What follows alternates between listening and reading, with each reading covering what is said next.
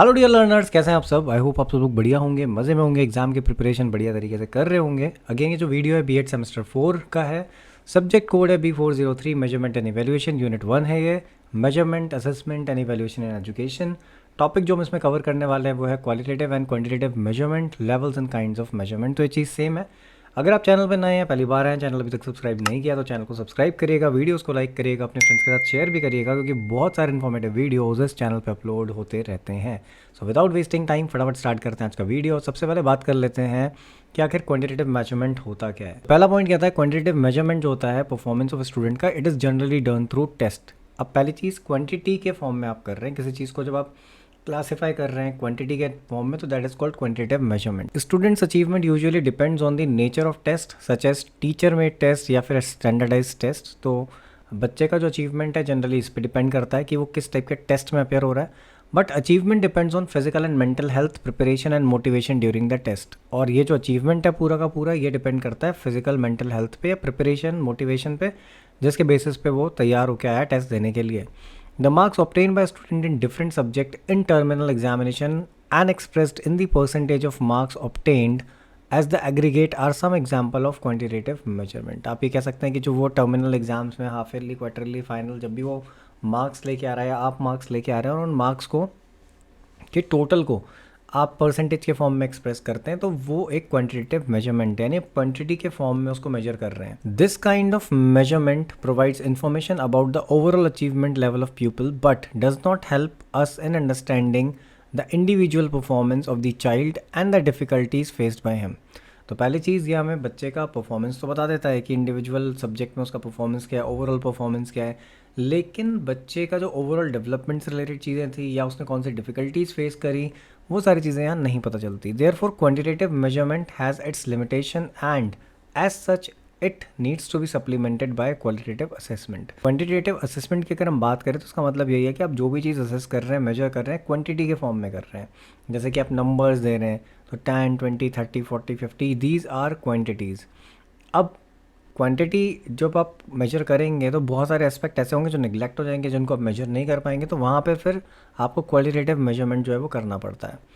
Qualitative measurement जो होता है, it involves the recording of facts and figures observed bye teacher. जो भी टीचर ने ऑब्जर्व किया उन फैक्ट्स एंड फिगर्स को रिकॉर्ड कर लेता है, तो क्वांटिटेटिव मेजरमेंट मतलब वो क्वालिटेटिव मेजरमेंट है। It helps in assessing students personality and performance in the school. अब स्टूडेंट की पर्सनैलिटी या फिर उसके परफॉर्मेंस को अगर आप असेस कर रहे हैं तो वो क्वालिटेटिव मेजरमेंट के थ्रू भी हो सकता है, यानी पर्सनैलिटी तो एक्चुअली क्वालिटेटिव एस्पेक्ट के थ्रू ही हो पाएगी। The systematic record of statement by teacher about the special achievement और exceptional ability in the non scholastic area और एक्सेप्शनल बिहेवियर ऑफ चिल्ड्रन या student are some of the example of qualitative measurement. आपने अपने report card में भी देखा होगा पहले कि वहाँ पर भी क्या होता है, आपको कुछ ग्रेड्स मिलते थे, कुछ जगह आपके बारे में कमेंट्स लिखे होते थे कि that your behaviour is exceptional and all. और ये तो ये जो बिहेवियर के बारे में लिखा या टीचर ने ऑब्जर्व किया, ये सारी चीज़ें आपकी क्वालिटेटिव मेजरमेंट का पार्ट है, क्योंकि वो आपकी क्वालिटीज़ को रिफ्लेक्ट करती हैं। The qualitative comment of teacher are of great helping in giving proper direction for organising remedial training and enrichment programmes for the student. तो ये बहुत ज़्यादा हेल्प करती हैं, जो भी आपकी क्वालिटेटिव कमेंट्स होते हैं, इनके थ्रू आप रेमेडियल ट्रेनिंग ऑर्गेनाइज कर सकते हैं, टीचिंग ऑर्गेनाइज करते हैं, इनरिचमेंट प्रोग्राम्स आप बनाते हैं स्टूडेंट्स के लिए। तो वो सारी चीज़ें क्वालिटेटिव कमेंट्स के बेसिस पे ही होती हैं।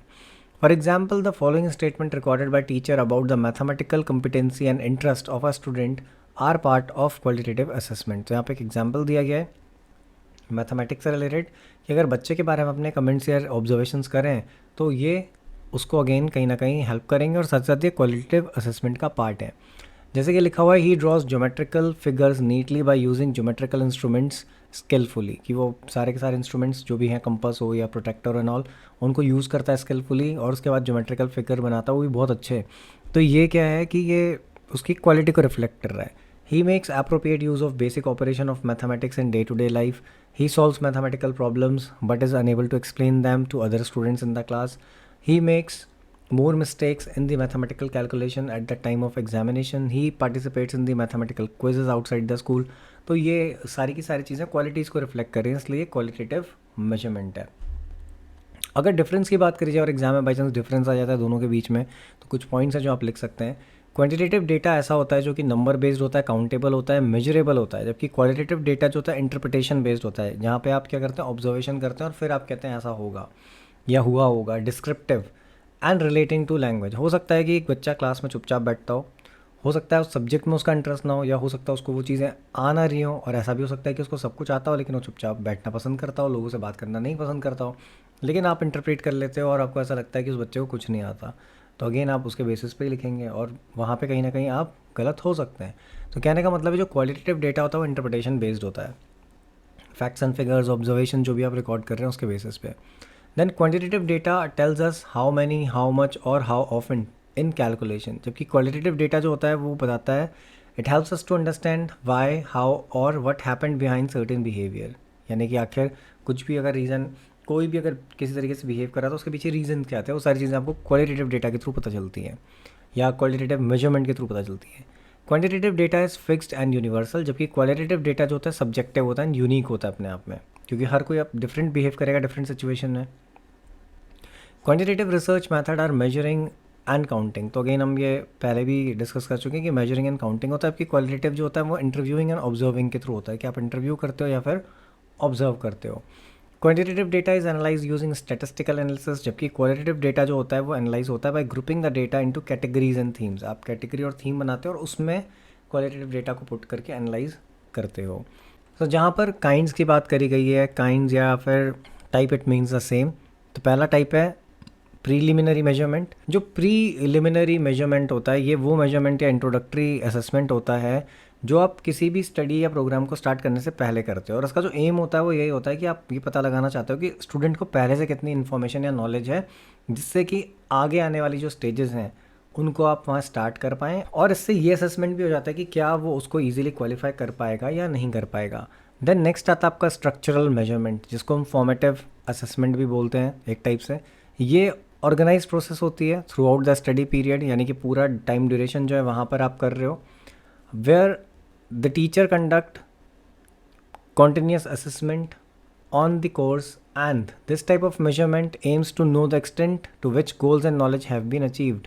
तो आप या टीचर जो भी है वो क्या करता है थ्रू आउट द कोर्स इस चीज़ को मेजर करता रहता है कंटिन्यूसली, जिससे उसको ये पता चल जाए कि आखिर जो भी गोल था उस टीचिंग लर्निंग प्रोसेस का वो कितने लेवल तक अचीव हुआ है। आफ्टर ईच लेसन और unit of study, diagnosing topic and lesson that constitute a difficulty for a student and quickly finding solution to them and modifying teaching methods to become more appropriate to the skills of the student। तो ये सब इसका part है कि आप क्या करते हैं हर एक यूनिट के बाद टेस्ट कंडक्ट कर ले रहे हैं, आप टॉपिक्स चेक कर ले रहे हैं कि कहाँ कहाँ पे स्टूडेंट्स को डिफिकल्टीज थी, इनको रेक्टिफाई कर रहे हैं, रेमेडी प्रोवाइड कर रहे हैं, तो वो अगेन स्ट्रक्चरल मेजरमेंट का पार्ट है, यानी ये टाइप है। देन स्टैंडर्ड मेजरमेंट भी एक होता है। This type of assessment compares the performance of student with the performance of rest of the colleagues, यानी कि क्लास में जो और बच्चे हैं उनके साथ दूसरे बच्चों के परफॉर्मेंस को आप क्या करते हैं कंपेयर करते हैं। इससे क्या होता है it explains to explain the calculation of the average performance of the group of student and to know the criteria for increase और decrease based on this average. आपको ईजिली एवरेज पता चल जाता है, आपको पता चल जाता है कि कहाँ पर जो पॉइंट है वो प्रॉब्लम क्रिएट कर रहे हैं, कुछ ऐसी कंडीशंस जिनकी वजह से बच्चे को प्रॉब्लम आ रही है, कुछ ऐसे टॉपिक्स, वो सारी चीज़ें आपको यहाँ पे पता चल जाएंगी ईजिली। एग्जाम्पल भी आपको दिया गया है कि अगर स्टूडेंट जो है वो 44 स्कोर कर रहा है टेस्ट में, this score does not determine whether the student is superior और not, but if we calculate the average score of the rest of the student it can be determined if the 44 is less than the average then this is a weak score, but if it is higher then it is a high score। तो simple सी चीज़ है कि अगर एक student 44 marks लेके आ रहा है तो आप असेस नहीं कर पाएंगे कि क्या वो ख़राब है या सही है, लेकिन जब आप पूरी क्लास के साथ कंपेयर करेंगे, पूरी क्लास का एवरेज कैलकुलेट कर लेंगे, तो there you can determine this thing. Then next आता है आपका लेवल मेजरमेंट। तो this type of assessment determines the students level in relation to test और fixed predetermined level based on behavioural and cognitive objective of the course. अगर आपने पहले से ही एक लेवल सेट किया हुआ है, स्टैंडर्ड सेट किया हुआ है जिसके अगेंस्ट आप चीज़ें मेजर करने वाले हैं, तो ये असेसमेंट उस टाइप को सूट करता है। यानी कि ये क्या करता है बच्चे के टेस्ट को, जो भी उसने स्कोर किया, जो भी असेसमेंट आपने किया, उसको कंपेयर करता है उस स्टैंडर्ड से जो आपने पहले से ही डिफाइन किया हुआ है। ये मेथड जो होता है जजेस स्टूडेंट्स रिलेशन टू देमसेल्फ, उनकी एबिलिटीज़, उनकी कैपेबिलिटीज़, वो सारी चीज़ों को ये मेजर करने में हेल्प करता है। and it deals with individual differences among students in achievement, abilities and skill because it depends on evaluating students performance without the intervention of any other factor.